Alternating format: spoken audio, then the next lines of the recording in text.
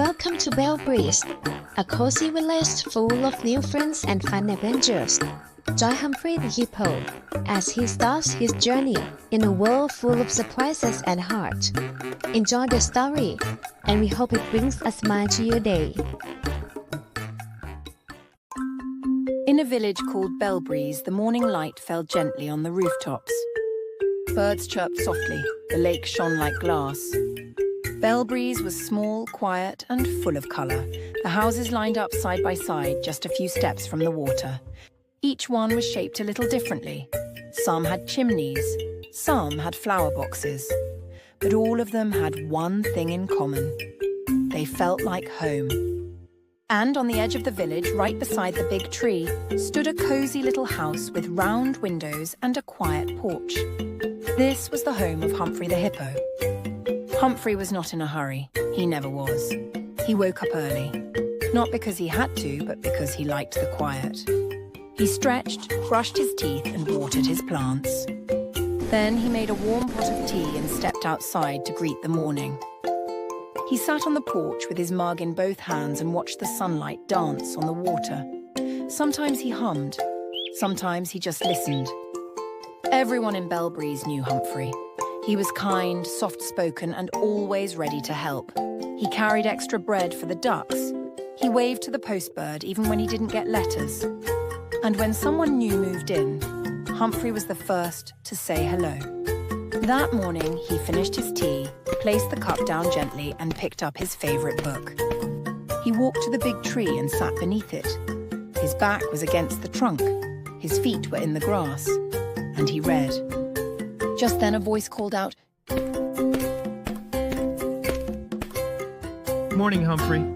Morning. Big plans today? Just this book, and maybe a walk. Well, if you get bored, you know where to find me. I do. Just 2 houses away, behind a squeaky gate and a crooked fence, there was a small workshop that smelled like sawdust and ideas. It belonged to Marlo. Marlo was full of energy. He was always moving, thinking, and building. He had big dreams and a heart just as big. He was the village inventor. If I connect this here, will it work? He built things out of wood, wire, springs, spoons, anything he could find. Some of them worked, some of them exploded, but no one minded. That was just Marlo. At the end of the lane, near the curved wooden bridge, there was a small house with the smell of warm bread in the air. This was where Greta lived. Greta was gentle and kind. She spoke softly, smiled easily, and always noticed when someone needed help. Every morning she opened her window and took a deep breath. Then she tied her scarf, the same soft blue one she always wore, and walked to her little kitchen. Greta loved to bake. Her shelves were filled with jars of flour, cinnamon, honey, and seeds. She knew every bird that visited her windowsill, and every bird knew she left crumbs just for them. She didn't make fancy cakes or tall pies. She made simple, warm things: oat bread, berry rolls, soft buns with nuts inside. And she always made extra, because Greta loved to share. That morning, she packed a little basket with nut buns, smiled to herself, and walked down the lane. Smells like invention in here. Greta, just in time to see my new idea fail. Then I'll bring pie to soften the blow. Later that afternoon, the sun was warm and the wind was gentle. Humphrey continued reading beneath the tree, embodying the quiet spirit of Bellbreeze. In his workshop, Marlo worked with intense focus, his hands moving skillfully among gears and springs. Every wire, every connection mattered to him. This was where his dreams took shape. Meanwhile, Greta moved through the village with her basket, her blue scarf catching the gentle breeze. In the late afternoon, Humphrey sat on the bridge looking at the water. Marlo walked up beside him, holding a small, odd-looking box with ribbons. Don't ask. It's supposed to make tea. Does it? Not yet. The two laughed at the mistake. The sun was slowly sinking over Bellbreeze, casting a golden glow across the rooftops. Then Greta arrived at the bridge carrying her basket. I thought I might find you two here. She opened the basket and handed them warm nut buns wrapped in cloth. The three of them sat side by side, feet hanging over the bridge. They talked, ate, and laughed as the sun began to dip.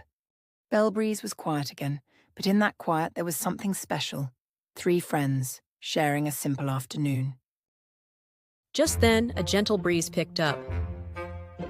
A piece of paper fluttered through the air and landed right between them. Humphrey picked it up.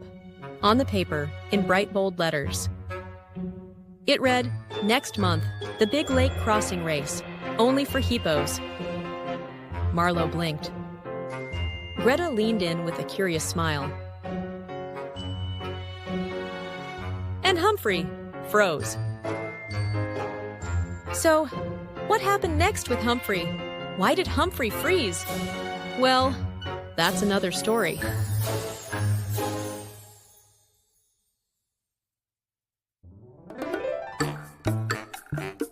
Thank you so much for joining us on this journey with Humphrey, Greta, and Marlo.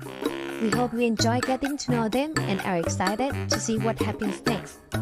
Their story is only getting started, and with that mysterious flyer about the upcoming hippo swimming competition, we are definitely in for more fun and surprises. Who was your favorite, Greta, Marlo, or Humphrey? Let us know in the comments. We really enjoy hearing from you. If you enjoyed this story, please give us a like, share it with your friends, and subscribe to our channel so you won't miss the next episode. Thanks again for watching. We are so glad you're here, and we'll see you next time.